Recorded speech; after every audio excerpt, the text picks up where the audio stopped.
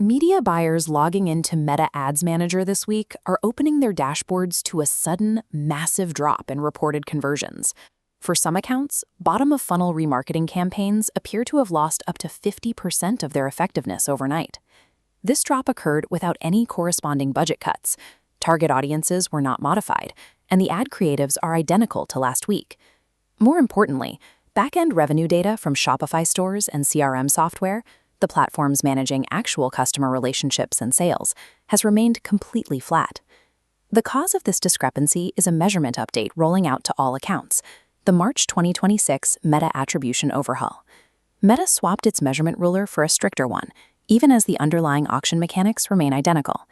Understanding exactly how this data reclassification works is the only way for media buyers to prevent knee-jerk budget reallocations based on a misunderstanding of the metrics. To understand the update, we first have to establish how Meta historically claimed credit for conversions prior to March 2026. This diagram illustrates Meta's legacy click-through attribution bucket. For years, actual outbound link clicks to a destination website were routed into this generous 7-day tracking window.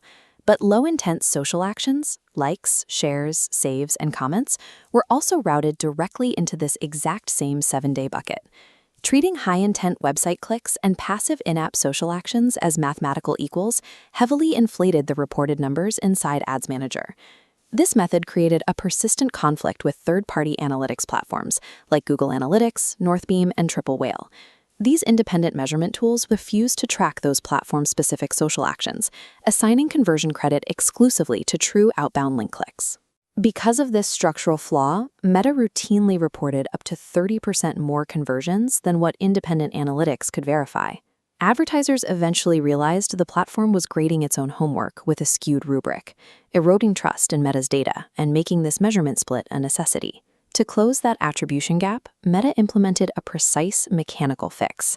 They cleanly separated the data streams. This visual model shows the strict new parameters for the click-through attribution category.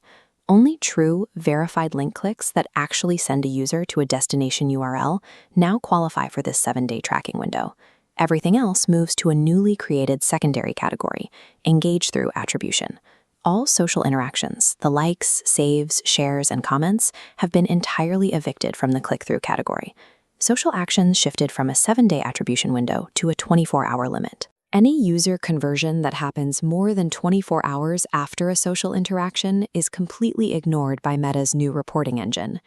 By isolating true outbound clicks from passive platform engagement, this mechanical split aligns Meta's reporting with Google Analytics. This structural update disproportionately penalizes remarketing campaigns compared to top-of-funnel prospecting ads. A remarketing audience already knows the brand. Because of that familiarity, they are highly likely to interact socially with an ad without actually clicking a link to visit the website again. We can map the timeline of a vanishing conversion by looking at this specific user journey, starting on day 1 with an abandoned cart. On day 2, the user sees a retargeting ad and leaves a like, a low-intent social action. On day 5, they finally purchase, but that action is triggered by a promotional email. Under the old attribution engine, the 7-day window for that day 2 like stretched all the way to day 9. The day 5 purchase fell inside that bracket, and Meta counted it as an ad conversion. The March 2026 engine processes this same timeline with a 24-hour limit. Now, that day 5 purchase falls completely outside the engage-through window. The email generated the actual sale in both scenarios, but Meta is no longer claiming credit for it. The remarketing funnel continues to drive revenue, but Ads Manager now reflects a leaner figure by ignoring delayed, low-intent engagements. The transition to engage-through attribution includes a specific update. Meta halved the requirement for an engaged view from 10 seconds down to 5.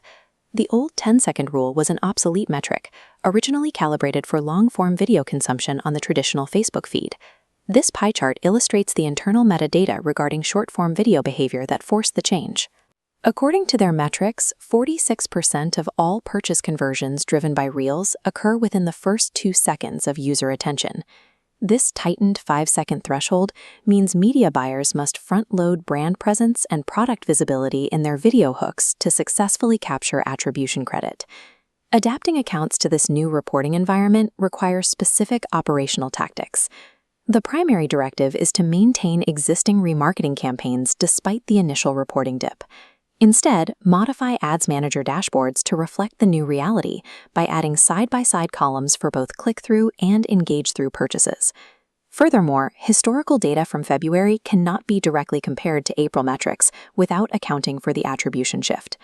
Advertisers can finally distinguish which specific creatives drive true outbound action to a website versus which ones merely generate in-platform engagement.